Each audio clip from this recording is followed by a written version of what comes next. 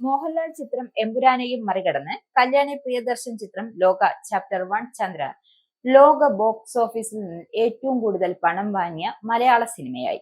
എമ്പുരാൻ നേടിയ 265.5 കോടി എന്ന ആഗോള കളക്ഷൻ റിലീസ് ചെയ്ത 24-ാം ദിനം തന്നെ ശനിയാഴ്ച രാവിലെയോടെ ലോക മറികടന്നു. ഇതോടെ all time highest worldwide ഗ്രോസറായി ലോക ഇൻഡസ്ട്രിയിൽ ഹിറ്റ് സൃഷ്ടിച്ചു.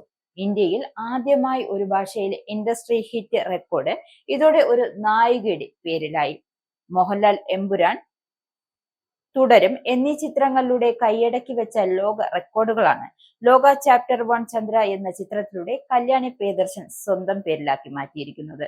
പൃഥ്വിരാജ് സുകുമാരൻ സംവിധാനം ചെയ്ത മോഹൻലാൽ നായകനായ എമ്പുരാൻ ആഗോള ബോക്സ് ഓഫീസിൽ നിന്നും 265.5 കോടി നേടിയാണ് മലയാളത്തിലെ സർവകാല ഹിറ്റ് എന്ന റെക്കോർഡ് സ്വന്തമാക്കിയത്. ഓഗസ്റ്റ് 28-നാണ് ലോക പ്രദർശനത്തിനായി എത്തിയത്. കേരള ബോക്സ് ഓഫീസിൽ നിന്ന് മാത്രം 23-ാം ദിനമായ വെള്ളിയാഴ്ച വരെ 97.90 കോടി കളക്ഷൻ നേടിയ ലോക ഇന്ന് 200 കോടി തൊടും. തുടരും ചിത്രത്തിന് പിന്നാലെ കേരള ബോക്സ് ഓഫീസിൽ നിന്നും 100 കോടി നേടുന്ന രണ്ടാമത്തെ ചിത്രമായി ഇതോടെ ലോക മാറും.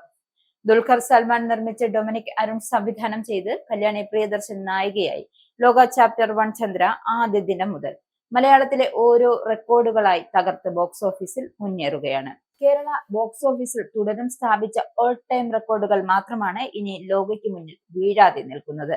മലയാളത്തിൽ നിന്നും ആദ്യമായി 300 കോടി രൂപ ബോക്സ് ഓഫീസിൽ കളക്ഷൻ നേടുന്ന സിനിമയായി ലോകം മാറുമെന്നും ട്രാക്കർമാരുടെ പ്രവചനം.